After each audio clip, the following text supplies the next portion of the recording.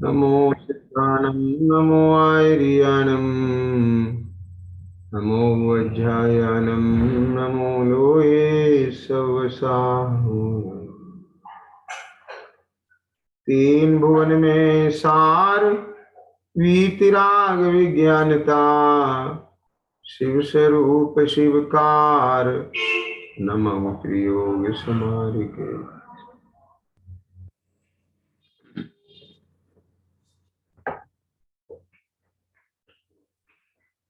शेराला जी के आधार से अपना स्वाध्याय का क्रम चल रहा है और इस क्रम में चौथी ढाल के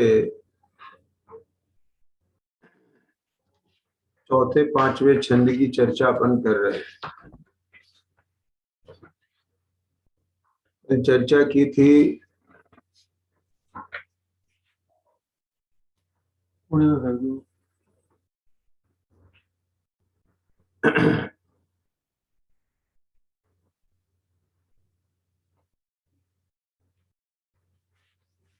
ये जो आत्मज्ञान है, यह आत्मज्ञान इस जीव को वर्तमान में तो अमृत के समान सुख देता ही है, लेकिन जन्म मरण बुढ़ापा के जो रोग दुख हैं उनको भी नाश करने में समर्थ है। अभी फिर आगे भी सम्यक ज्ञान की ओर महिमा बताते हैं। कोटि जन्म तप तपे ज्ञान बिन कर्म झरते ज्ञानी के छिन माही त्रिगुप्ति ते सहज डरते मुनिव्रत धारे अनंत बार ग्रेवक उपजायो पै निज आत्म ज्ञान बिना सुख लेश न। तो क्या कहते हैं कि कोटि जन्म तप तपे, कि करोड़ों जन्मों तक आप भले ही तप करें, लेकिन ज्ञान के बिना कर्म नष्ट नहीं होते। जितने कर्म करोड़ों वर्षों के तपश्चरण से नष्ट होते हैं, उतने कर्म ज्ञानी जीव के छिन माही क्षण भर में सरलता से अपने स्वरूप में स्थित होने पर हो जाते हैं। अब बात समझ में आया है ना? एक तरह से एक बात समझिए कि अज्ञानी क्या करता है।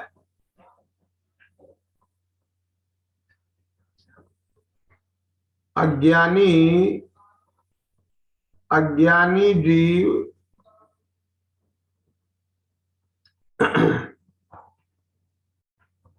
एक एक फाइल को डिलीट करने में लगा रहता है। समझ में आ गया ना? एक एक अक्षर डिलीट करेगा, तो एक पेज डिलीट करेगा, फिर दूसरा करेगा, फिर तीसरा करेगा। और जो टेक्निक समझता है वो एकदम जाता है, फॉर्मेट पे जाता है, फॉर्मेट पे जाकर के कमांड डालता है और 1 सेकंड में उसकी पूरी 32 जीबी की 64 जीबी की चाहे जितनी बड़ी हार्ड डिस्क है उसका डाटा डिलीट हो जाता है। वो माथा बत्ती नहीं करता, बोले लाओ ये तो 1 सेकंड में कर देते हैं। समझ में आ गया? आपको वो टेक्निक नहीं आती, उसके बारे में अज्ञान है, तो आप क्या करते रहते हो उसके। समझ में आ गया क्या नहीं है? ठीक इसी प्रकार से आप दूसरी बात बताता हूं, कोई अज्ञानी जीव है, उसको आप कितना माथा पच्ची करके समझाते हो, फिर भी उसकी समझ में नहीं आती कोई बात। और ज्ञानी समझदार आदमी होता है, वो एक क्षण में आपका आशय पकड़ लेता है। बात समझ में आया क्या नहीं आया? उसे देर नहीं लगती उसमें, क्या है, वो तुरंत पकड़ लेता है। ठीक है ना?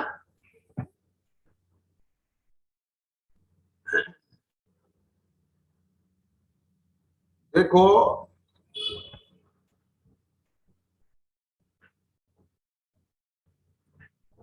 आचार्य कल्प पंडित टोडरमल जी साहब,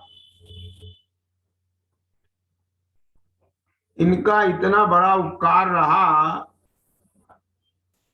कि जिन्होंने न केवल मोक्ष मार्ग प्रकाशक जैसे ग्रंथ को दिया है, जिन्होंने सम्यक ज्ञान चंद्रिका जैसी टीका दी है। सम्यक ज्ञान चंद्रिका को पढ़ने से गोमठ सार आदि बहुत सरल हो गए। गोमठ सार आदि का ज्ञान होने से और करना नियोग के जो महान शास्त्र हैं उनको सरल हो गए। आप समझ गए ना? लेकिन पंडित टोडरमल जी साहब ने अपने जमाने में जो काम किया, अज्ञानी लोग तो उसे भी नहीं समझ पाए।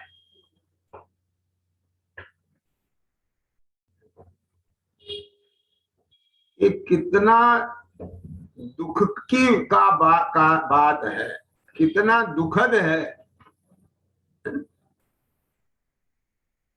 कि मतलब अल्प योग में देह का शांत हो जाना वह भी असहनीय होता है, और खास तौर से महापुरुषों का बीच में से जल्दी चला जाना असहनीय होता है। लेकिन जब ये चला जाना, यद्यपि केवल ज्ञानी के ज्ञान में तो हो, परंतु हम अपनी तरफ से बात कह रहे हैं, असमय में जाना हो और उसका कारण अज्ञानी लोग हों।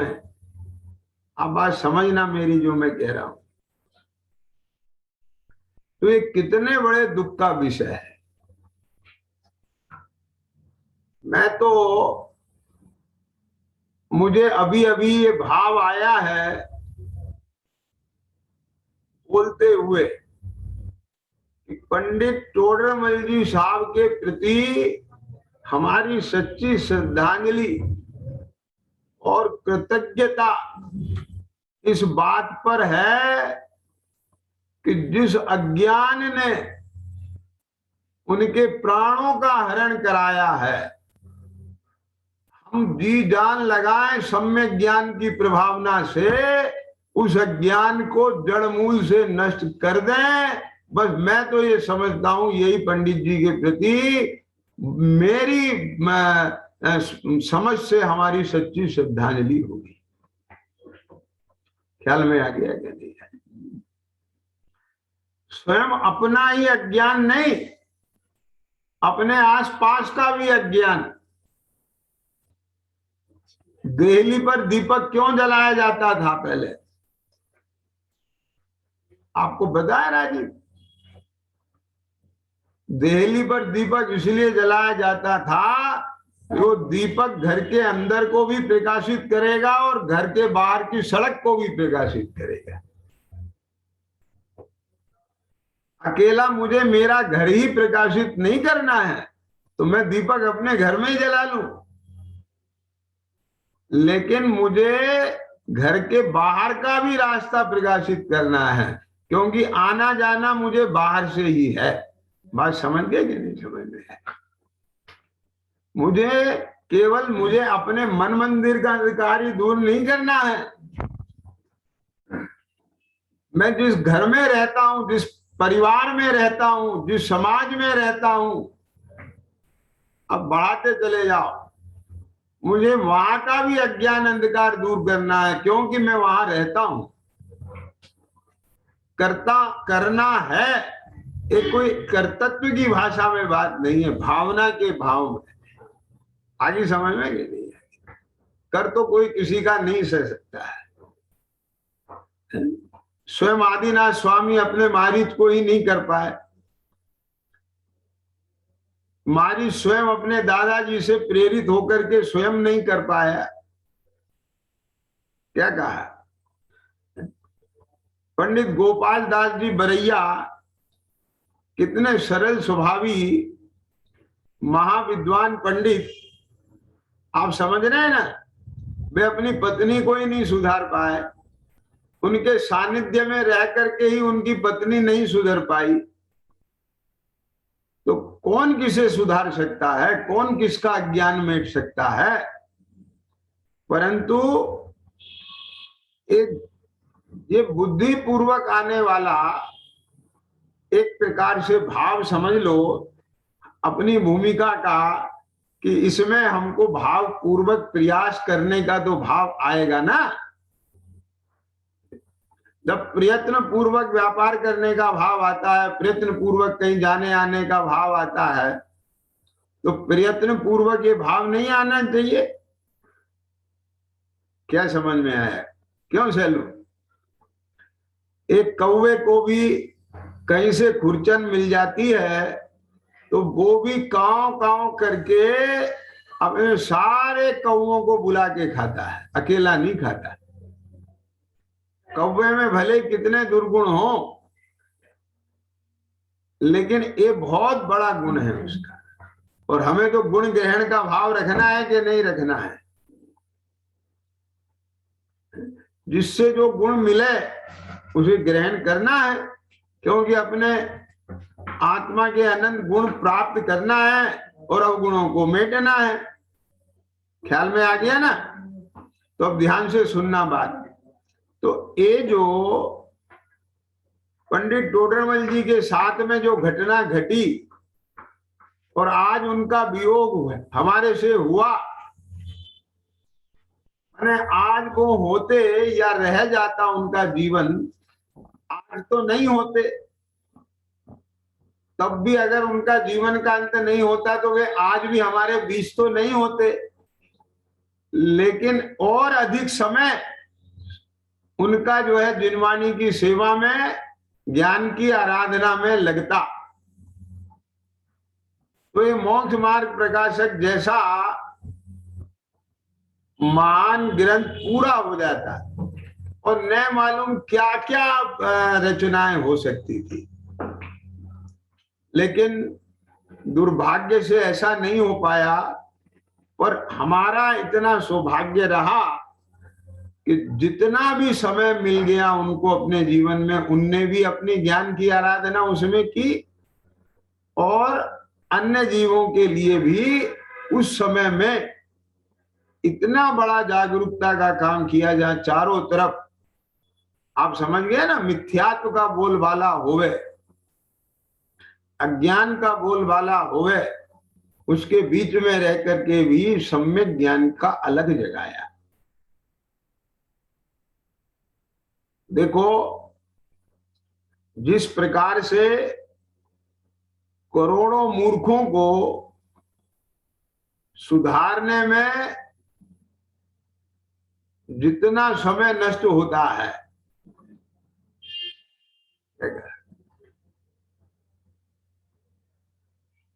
मैं उल्टा बोल रहा हूं, एक मूर्ख को है ना बताने में, समझाने में जितना समय नष्ट होता है, करोड़ों बुद्धिमानों को एक सेकंड में, इशारे में आप समझा सकते हैं। क्या राजीव, समझ में आ गया क्या नहीं है? इसलिए एक बहुत पुरानी कहावत है कि मूर्ख मित्र से बुद्धिमान शत्रु भला है। क्या? तो अज्ञानी बहुत घातक है। ज्ञानी शत्रु भी होगा तो क्या करेगा वो? कि अन्याय नहीं करेगा। आगे समझ में क्या नहीं आगे? अभी अभी स्टोप देश के तीसरे नंबर के श्लोक में गाथा में बड़ी सुंदर चर्चा चल रही थी स्वाध्याय में, कि जिसके पास जो होता है वो वही देता है। अज्ञान की सेवा करने से अज्ञान मिलता है और ज्ञानी की सेवा करने से ज्ञान मिलता है। आई समझ में क्या नहीं? करिए विनय बहु बड़े जन की, ज्ञान का पावे उदा। तो यहां भी ये चर्चा बहुत अच्छे से उसमें खोली है कि ज्ञानी कहिए माने ज्ञान स्वभाव आत्मा, अथवा आत्मज्ञान संपन्न ज्ञानी गुरु, उनकी तत्परता से सेवा करने से ख्याल में आया कि नहीं आया?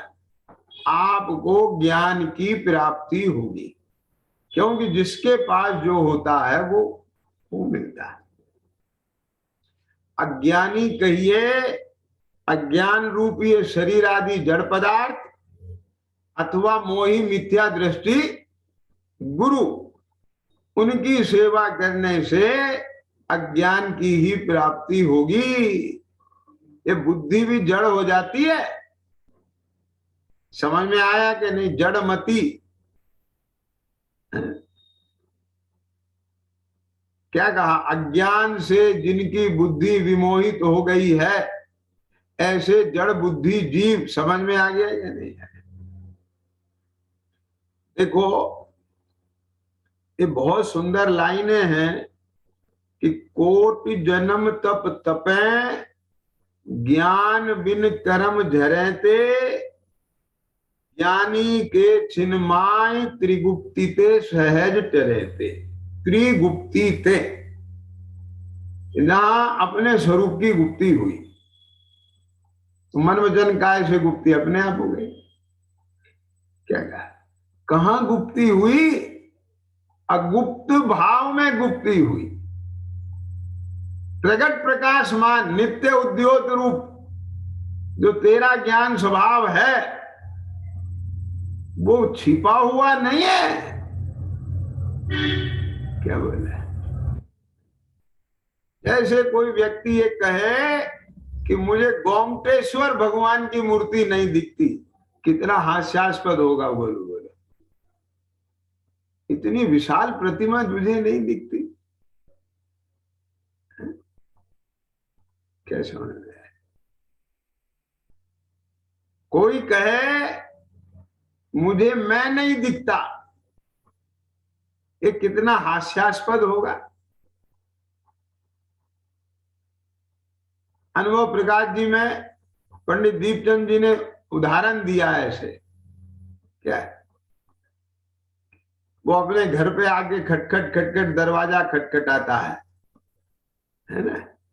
क्या नाम बोलता है वो? मेरे दिमाग से निकल गया नाम। क्यों?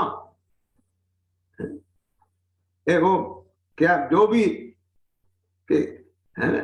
हाँ, वो बोलता है ग्वाला है, और वो क्या कहता है? हाँ, उसके वो बांध दिया था माँ ने। क्या बांध दिया था? डोरा। एक डोरा बांध दिया था ना, उसे क्या बोलते हैं? गोसाली। गोसालिया। समझ में आया? अब वो उसका कहीं खुल गया, गिर गया। अब वो एक कहे कि गोसालिया खो गया, गोसालिया खो गया, उसका नाम था। और घर आके कहे माँ मेले में गोसालिया खो गया। नहीं समझ में आई बात। तो मेले में गया था ना, तो उसको बांध दिया था। तो माँ से कहा माँ मेले में वो नहीं खो जाए, ये किस लिए बांध रही है? बोले नहीं खो जाए पहचान के लिए। तो वो खुल के गिर गया। तो घर आके कहता माँ वो तो खो गया। अरे वो तो तू है। क्या समझ में? क्या गोलू, तुम अपने घर के दरवाजे पे जाके घंटी बजाओ और फिर अंदर से कोई आए उससे पूछो क्या गोलू घर में है, तो क्या कहेंगे? क्या हो गया? क्यों सैलू?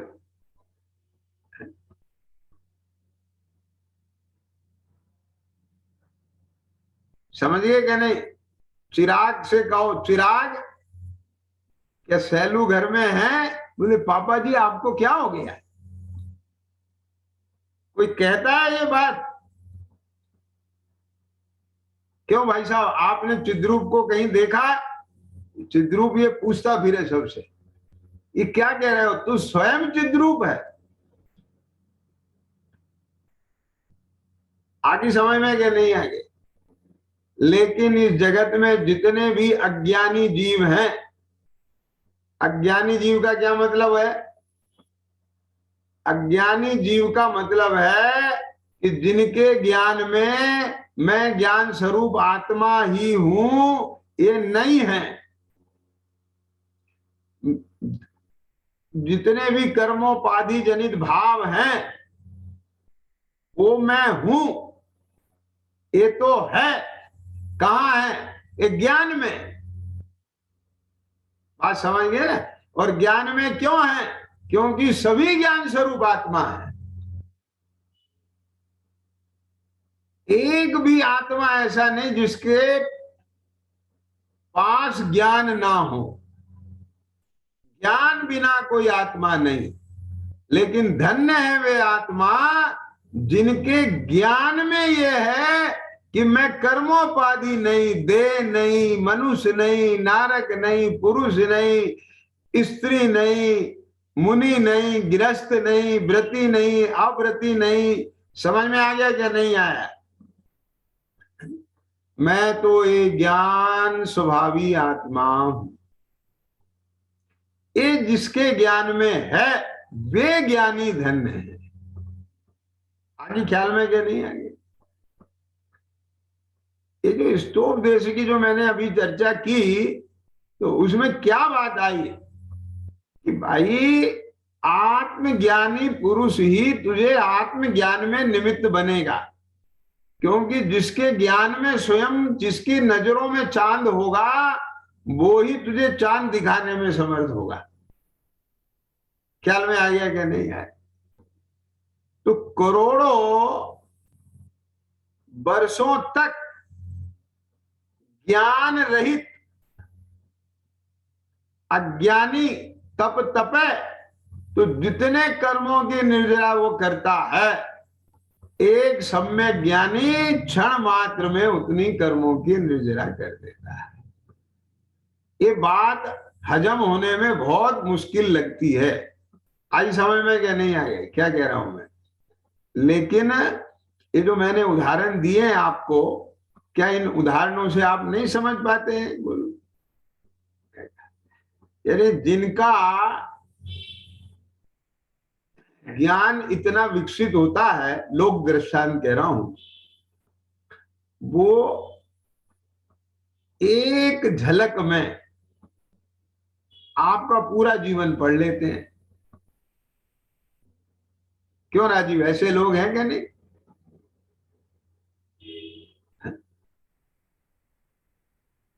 एक राजा के यहाँ कुछ लोग आए, वो कहानी है, बस मैं सार बता दे रहा हूं। तो उसने ये पहचान करके बता दिया था कि बोले ये साहब आपका जो घोड़ा है ना ये अच्छा नहीं है। क्योंकि ये मतलब, तो जब उसका परीक्षा की गई तो पता चला है कि हाँ वाकई में ही ऐसा है। बोले आपकी जो पत्नी है ना ये छत्राणी नहीं है। तो बोले सब ठीक है। बोले मेरे बारे में बताओ। बोले साहब आप हमारा पहले अपराध माफ करो। बोले क्षत्रिय तो आप भी नहीं है। क्या समझ में? तो बोले क्या कह रहे हो कि हाँ, ये सब तुझे पता कैसे चला? बहुत अच्छी कथा है वो। तो उनने सब लक्षणों से बोला था कोई। तो बोले तुझे कैसे पता चला मैं क्षत्रिय नहीं? तो जब पता चला ना, तो फिर पता चला कि वो मतलब ऐसा ऐसा था।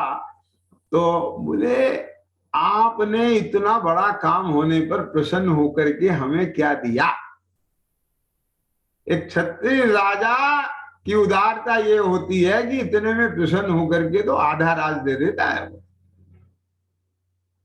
क्या समझ में आया? तो मतलब कहने का ये है कि ज्ञान में बहुत बड़ी ताकत है। ये तो मैंने बाह्य ज्ञान की बात बताई, समझ में आ गया कि नहीं आया?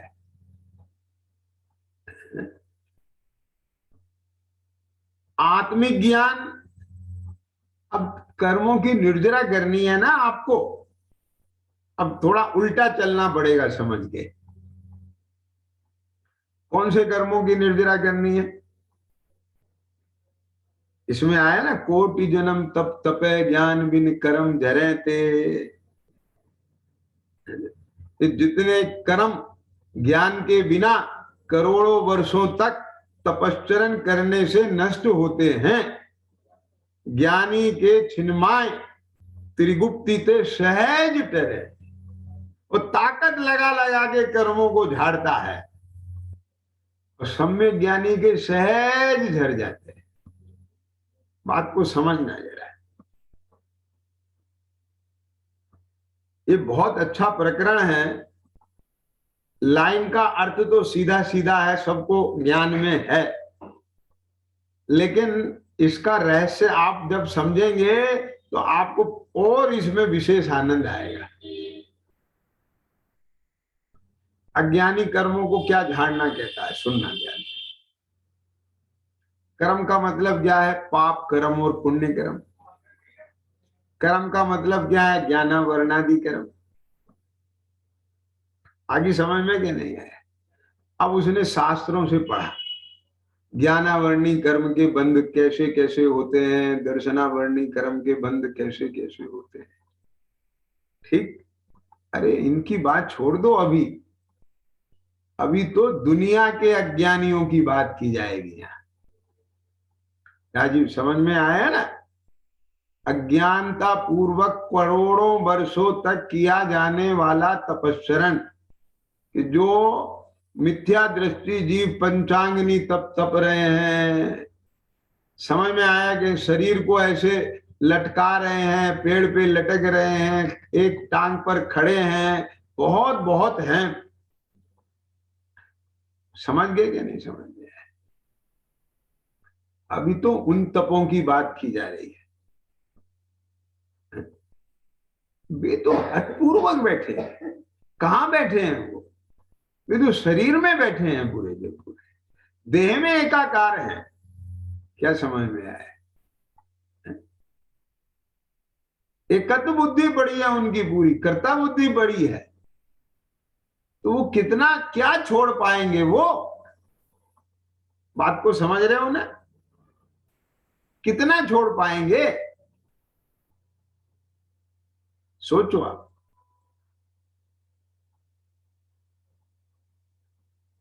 अरे जिसकी एकत्व बुद्धि जहां पड़ी होती है वो छोड़ पाता है उसे? अपने छाती पे हाथ रख के देखें हम, ध्यान से सुनना मेरी बात। क्यों सैलू? आप अपना व्यापार और घर कितनी देर में छोड़ देंगे? और अगर आप किसी बैंक के मैनेजर हैं तो उसमें रखा हुआ अरबों रुपए का कैश और इतनी बड़ी ब्रांच और इतने सब अंदर में काम करने वालों को ट्रांसफर ऑर्डर आते ही कितनी देर में छोड़ देंगे? बोलो, विचार करो। आगे समझ में क्या नहीं आगे? क्या राजीव? नहीं, जहां आपका एकत्व पड़ा है, कर्तृत्व पड़ा है, स्वामित्व पड़ा है, ममत्व पड़ा है, वो चीज छूटेगी क्या? अरे करोड़ों वर्षों तक तप तपने पर भी जरा मरा सा कुछ छूटता है। और जहां जहां तेरा स्वामित्व पड़ा है, एकत्व कर्तृत्व पड़ा है, तत्संबंधी कर्मों का आश्रव बंध तो चालू रहेगा कि नहीं रहेगा? जहां जहां तेरी आसक्ति पड़ी है तो उसका तो मीटर चालू है कि नहीं है? बोलो बोलो। अवर संबंधी बंध चालू है कि नहीं है?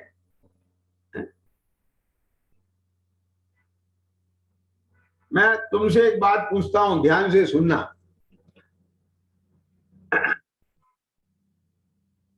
दो चीजें हैं, ये 10 प्रकार के बाहर के परिग्रह हैं कि नहीं? तो एक तो इनका स्वामित्व रूप बंध,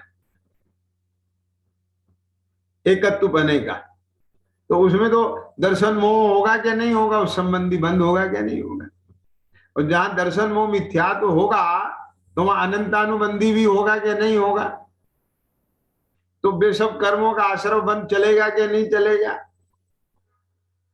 लेकिन जो सम्यक दृष्टि है, चौथे गुण स्थान से लेकर के, गृहस्थ में तो चौथा पांचवा 2 ही गुण स्थान हो सकते हैं, तो उनके भी मान लो 5वां गुण स्थान भी है, तो भी परिमाण के साथ तो 10 प्रकार का परिग्रह होगा ना, चौथे वाले के नहीं है। तो आगे समझ में क्या नहीं आया? तो चौथे पांचवें गृहस्थ के बाहर का 10 प्रकार का परिग्रह है, तो परिग्रह में राग और आसक्ति जन्य बंध का मीटर तो चालू है, लेकिन उसके स्वामित्व का और एकत्व का मीटर तो चालू नहीं है ना। आगे समझ में क्या नहीं आ गई? बोलो बताओ मुझे। अरे एक बैंक मैनेजर है, तो जब तक उसको उस बैंक की सत्ता उसके पास है, तो उसको उस सत्ता में वो अस्तित्व उसके पास होने से, ख्याल में आ गया ना, उसको स्वामित्व संबंधी तो टेंशन नहीं है ना। उस जाति का तो उसको विकल्प नहीं है ना, है तो उसको केवल जितना उसमें उसकी जिम्मेदारी है उतना है। आगे समझ में क्या नहीं आगे? उतना ही आकुलता है उसको। अंतर समझ में आ गया क्या नहीं आ गया? तो जो अज्ञानी जीव है, या अज्ञानी से मतलब किसे लेना, मोही जीव है, उसको पता ही नहीं कि काहे का कि कर्म रहित, कर्मोपाधि से रहित निरुपाधि स्वरूप है क्या।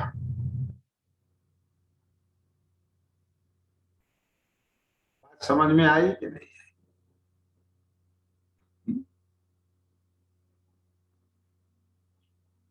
त्रिगुप्ती ते सहज टरे हैं।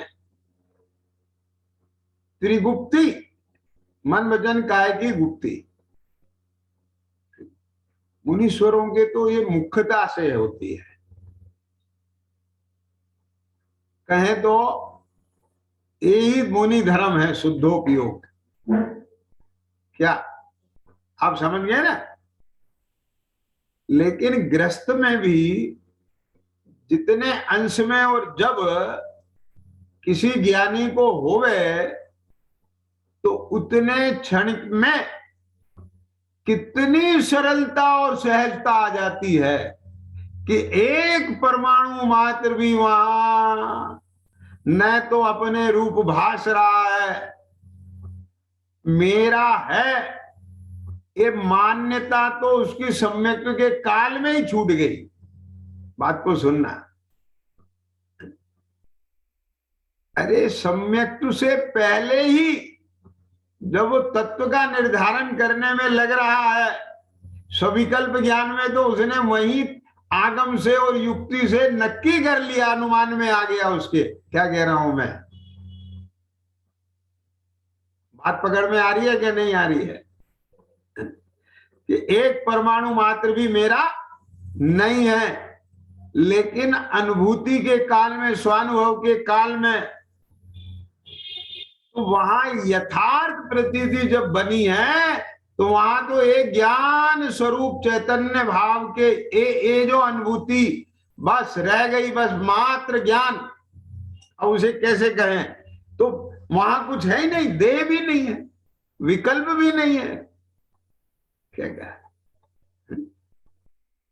बस चैतन्य चैतन्य भास रहा है, चैतन्यता में, चेतना में चिन्मय भाव ही भास रहा है बस अपने रूप से।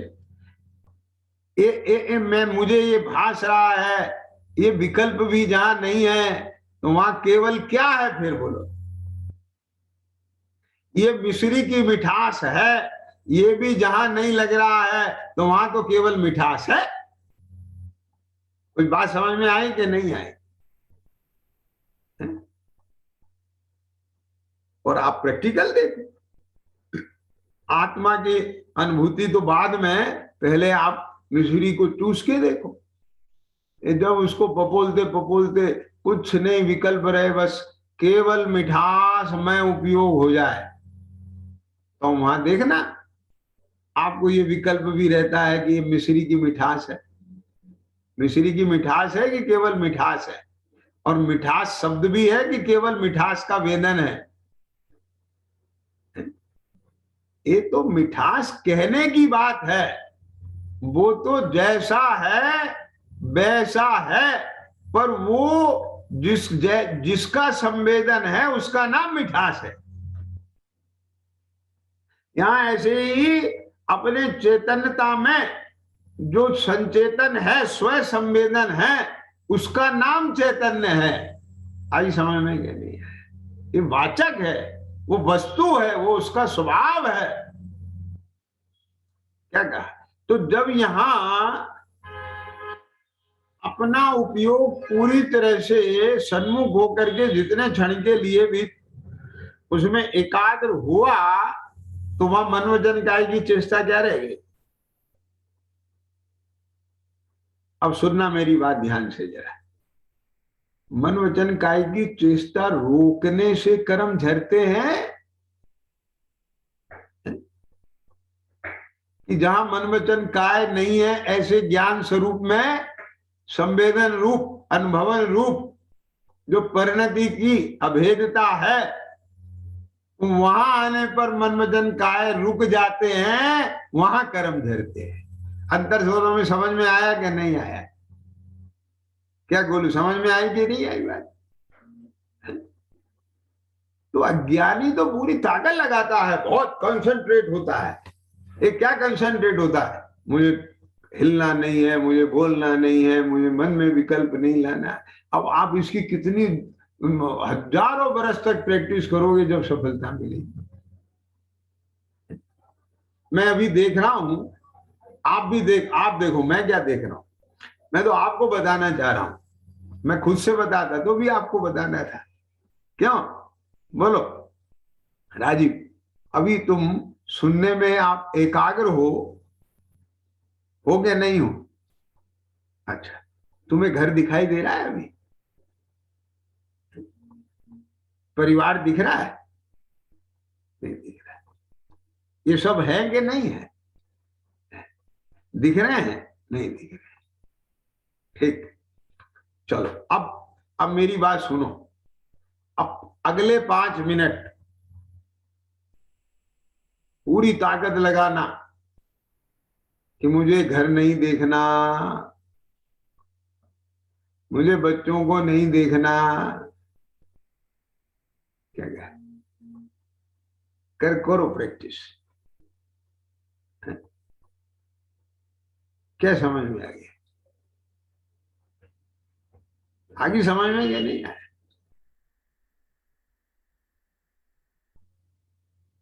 आप अनेक अनेक प्रकार से आप इस पे चिंतन करना कि ज्ञानी के चिन्माय त्रिगुप्त सेठ रहे हैं। तो ज्ञानी का मतलब क्या है? देखो मेरी बात सुनना, लोक में ये इस बात को लेना जरा, मेरी बात बहुत गंभीर भाव बता रहा हूं मैं आपको। जैसे मान लो, क्या है,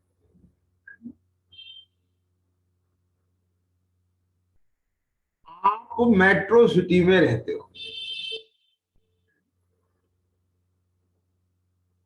और कोई गांव में रहता है, तो आपको धीरे धीरे इस बात में अहम हो जाता है ना, हम शहरी हैं, मेट्रो सिटी के हैं और ये गांव देहात के हैं। क्या समझ में आ गया? तो कहीं चर्चा चल रही हो, गांव के लोग ऐसे होते हैं, गांव के लोग ऐसे होते हैं, गांव के लोग ऐसे, है ना, और आप भी उसमें अच्छे से डिबेट में पार्टिसिपेट करो और उस बात को पक्ष को पुष्ट करो, तो सामने वाला समझ जाता है क्या कि ये शहर के हैं। क्यों? आप जरूर शहर के हो, आप गांव के नहीं होंगे। और फिर बीच में कोई बोलता है कि क्या समझते हो तुम, मालूम है तुम्हें ये जितने मिनिस्टर हुए हैं और जो हुए हैं वे गांव वाले होते हैं, गांव के लोग कहाँ कहाँ पहुंचते हैं। मतलब अरे जिसका जहां अहम पना होता है वो सिर पे चढ़ के बोलता है। आगे समझ में क्या नहीं आ गई? तो अब बात सुनना मेरी ध्यान से जरा, से ये कहीं आत्मज्ञानी जीव की प्रशंसा हो रही हो तो वो किसे नहीं सुहाएगी सैलू? अज्ञानियों को नहीं सुहाएगी। बात समझ में आ गई कि नहीं आ गई?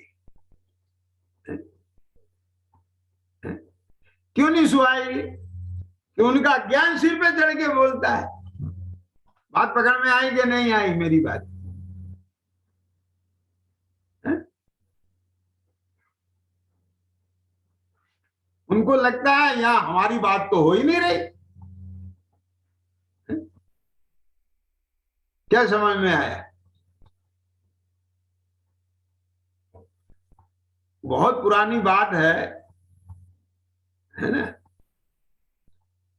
किन्हीं त्यागी से पूछा, दो वर्ग होते हैं ना, त्यागी वर्ग और अत्यागी। तो त्यागी थे, अब मैं ज्यादा नहीं बोल रहा हूं, नहीं तो फिर क्या होता है कि भाई जैसे आलोचना कर रहे हैं, लेकिन मुझे तो वस्तु तत्व बताने के लिए लाना पड़ रही है बात। मैं किसी वैसे भाव से नहीं बोलता, और इतना होने पर भी मुझे किसी के प्रति जरा भी हल्का भाव नहीं आता। ये बात आप आगे पीछे ऊपर नीचे खूब अच्छे से समझ लेना। तो उनसे पूछा, बोले साहब सम्यक दर्शन कैसे हो गए? उन्होंने कहा भगवान का दर्शन करना ही सम्यक दर्शन है, भगवान का दर्शन किया करो सम्यक दर्शन हो जाएगा। तो वहां फिर किसी ने कहा, मुझा हमने तो सुना है कि आत्मा का अनुभव होने से सम्यक दर्शन होता है, आत्मा की श्रद्धा से सम्यक दर्शन होता है, सात तत्वों की श्रद्धा से सम्यक दर्शन होता है। बोले नहीं नहीं नहीं नहीं, ये सब चीजें ठीक है पर इस काल में नहीं होता। जो हमें ही नहीं है तुम्हें कहां से हो जाएगा? ख्याल में आया कि नहीं आया? बात समझ गए ना?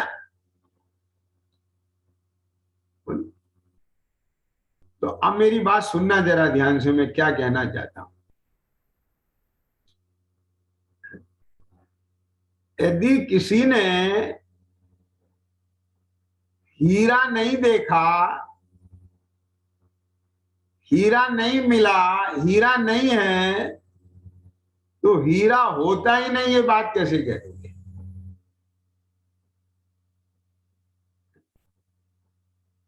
समझ में आया कि नहीं आया?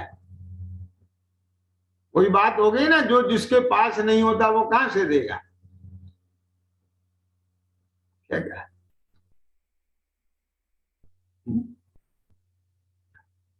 यहाँ कोई कपड़े का व्यापारी नहीं बैठा है, बहुत पुरानी बात है। हमारी साज सभा में एक भाई आते थे, उनके कपड़ों की दुकान थी। समझ में आया ना? तो मैं एक टॉवेल लाया था, और जैसे रुमाल है ना, रुमाल, वो पूरा बड़ा टॉवेल ऐसे मुट्ठी में आ जाता था गोल। क्या समझ में आया? और सैलू उससे तुम बदन पहुंचो नहाने के बाद, तो उसकी क्वालिटी ये थी कि आपका सारा पानी एक दफे में ही वो ऑब्जर्व कर लेगा। ये मोटे मोटे रोए के आते हैं ना, इनसे तो पूछते रहो, वो फिर भी पकड़ नहीं है उनकी। ये मैं योग्यता पात्रता समझ लेना इससे। ये देखने में सुहावने लगते हैं वे मोटे मोटे, ऐसे श्रोता बहुत सारे ऐसे होते हैं, देखने में लगते हैं पता नहीं कितने बढ़िया है, बहुत बड़े हैं, महान है, और ऑब्जर्विंग उनकी कुछ नहीं होती। समझ में आया कि नहीं आया? क्या कह रहा हूं मैं? तो वो जो टॉवेल था ना, इसमें 100 ग्राम भी वजन नहीं था। गोलू, वो आज से 20 साल पहले की बात होगी, वो 100 रुपए का आया था। तो मैंने उन्हें दिखाया भाई को, मैंने कहा भाई देखना ये कितने का होगा। तो वो हाथ में लेके ऐसे ऐसे करता है, होगा 15-20 रुपए का आया होगा, जैसे अंगूठा होता है। समझ में आया कि नहीं आया? अरे क्या ले आए आप, कहाँ पैसा खर्च कर दिया इतना? हम दुकान पे आपको ला देते इतना इतना बढ़िया मोटा और इतना वजनदार, क्या समझ में? 50-60 रुपए का आ जाता बढ़िया। अब मैं आज तुमसे पूछता हूं, इसलिए मैंने कहा ना, जिसको उसकी क्वालिटी का पता नहीं है, क्या राजीव, तो वो क्या समझ पाएगा इसकी कीमत क्या है? बात पकड़ में आ रही है कि नहीं आ रही है? अरे जिसने एक क्षण के लिए उस परमामृत का पान किया है, और जहां उसने वो संवेदन लिया है, और जिस काल में ऐसा कि मानो मैं लोक में फैल गया हूं, फिर भी लोक रूप नहीं ज्ञान रूप हूं। ये देह जितना नहीं लगता है, बस एक चेतन चेतन ज्ञान रूप ही लगता है, और इतना हल्का मानो विश्व पे तैर रहा हूं माने भिन्न बिल्कुल। क्या अनुभूति है? तो जिसने उसका संवेदन नहीं किया हो, उसे कैसे समझ में आ सकता है कि ये कैसा महिमावान तत्व है? बात पकड़ में आई कि नहीं आई मेरी? अरे उस एक क्षण की स्थिति में ये सारा का सारा भिन्न बढ़ जाता है। तो उसको एक एक चीज को भिन्न करने में पसीने आ जाएंगे, तुम्हें नहीं छूट सकती है वो चीज।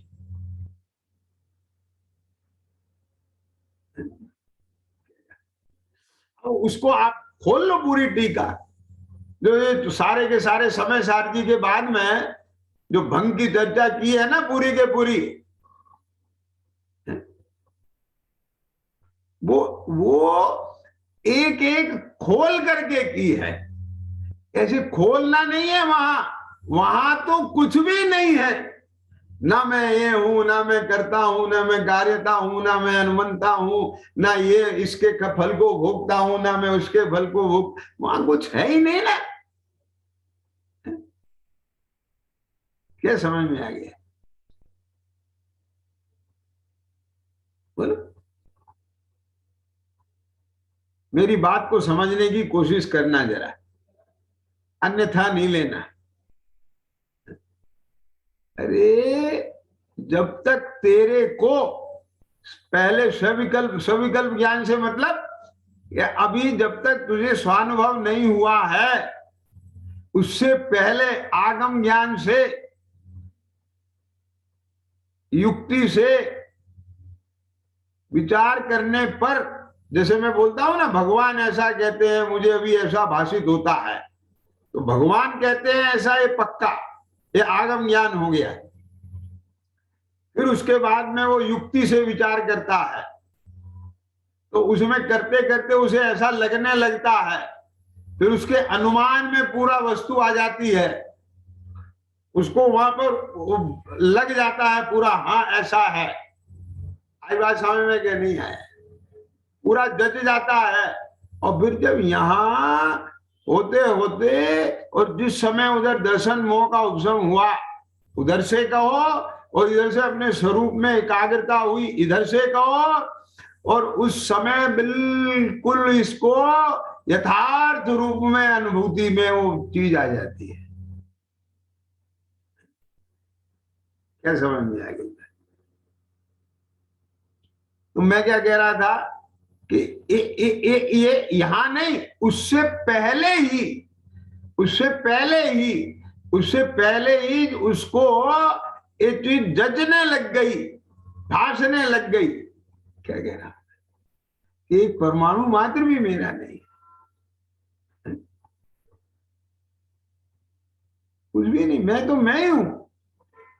और स्वानुभव के काल में तो कहना ही क्या। तो उससे पहले जब नक्की करता है, वो देखता है, तो वहां सब चीजें आएंगी। इससे भिन्नता देखो, उससे भिन्नता देखो, उससे भिन्नता देखो, इस मैं ये 29 भाव है ना पूरे के पूरे। क्या कहा? तो मैं स्वरूप नहीं, मैं स्वरूप नहीं, मैं स्वरूप नहीं, मैं स्वरूप नहीं, वो सब एक एक को देखता है ना। जहां जहां भी पसरा हुआ है ना, मैं बोलो ये क्या है, ये तो ये सब भिन्न पड़ा है, मैं तो यहाँ हूं उपयोग रूप। सुनना ध्यान से जरा, अब ये हथेली दिख रही है, तो उपयोग कहाँ है? यहाँ का उपयोग काम नहीं करेगा, यहाँ जो चेतना है। मेरी बात समझना जरा। अब इसको जब आप जो है चक्षु इंद्री के विषय से देखोगे हथेली को, तो जानना यहाँ होगा कि यहाँ होगा? राजू समझ में आ रहा है कि नहीं आ रहा है? क्या बोलू, समझ में आया ना? अरे इसके रूप का जानना यहां हो रहा है हथेली में, कि यहाँ चक्षु, जो चक्षु इंद्री, द्रविंद्री, भावेंद्री के वहां हो रहा है जानना। समझ में आ गया ना?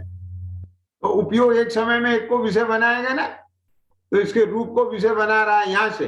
तो मैं कहा हूं? कि मैं यहां हूं। अब देखो, तो ये मैं कहा हूं? मैं तो इसको जो जानने वाला है वो मैं यहां हूं, यहाँ हूं कि मैं सर्वांग में? अब सर्वांग में अपने को देखो, बात समझ में आएगी। तो फिर मैं देह रूप का हूं, संयोग रूप का हूं, परिवार कुटुंब रूप का हूं? अब बताओ फिर। तो एक क्षण, जिस क्षण में बस मैं हूं, और बाकी कुछ भी मैं नहीं, मैं उसका करता नहीं, कारणता नहीं, अनुमंता नहीं, ना था ना हूं ना होऊंगा, हो गया ना त्रिकाल प्रतिक्रमण, हो गया क्या नहीं हो गया? और यहां से देखें श्रद्धा से प्रत्याख्यान हो गया कि नहीं हो? अरे वो तो कोई कर्म का विपाक आएगा, उसमें चेतना जुड़ करके फिर उस रूप अनुभव करने लगेगी। That is the another thing. क्या समझ में आया क्या? गोलू समझ में आया क्या नहीं आया? फिर जो प्रतिक्रमण प्रत्याख्यान होगा वो उस जुड़ने का होगा। क्या बेटा समझ में बैठ रही है कि नहीं आ रही है बात? लेकिन यह स्वानुभव के काल में तो ये तो निश्चय प्रतिक्रमण हो गया, निश्चय प्रत्याख्यान हो गया, सब कुछ हो गया। तो इस समय में क्या रहा? ये सब भिन्न पड़ गया और अपने से अभिन्न हो गया। तो ये एक क्षण का काम ज्ञानी के होता है। और इसमें जितने कर्मों की निर्जरा हो जाती है, अज्ञानी करोड़ वर्ष तक ज्ञान के बिना तपस्वरण करे तो भी उसको उतनी कर्मों की निर्जरा नहीं हो पाएगी। क्यों? क्योंकि ध्यान से सुनना, एक पारस पथरी ढेरों लोहे को एक समय भी स्पर्श कर दे तो सारा सोना बन जाता है। इतना सोना कमाने के लिए कितना श्रम करे, करोड़ों वर्ष तक तो नहीं बन पाता है। आई समझ में क्या नहीं है? इस प्रकार से इन पंक्तियों का भाव बहुत गंभीरता से अपने को चिंतन में लेना, उसकी विशेषता समझ में लेना, और फिर सम्यक ज्ञान की महिमा आना चाहिए। तो सम्यक ज्ञान की महिमा आएगी तो जिसके ज्ञान का नाम सम्यक ज्ञान है, ऐसे आत्म तत्व की जिज्ञासा जगेगी। सहजानंदी शुद्ध स्वरूप अविनाशी मैं आत्म स्वरूप, सहजानंदी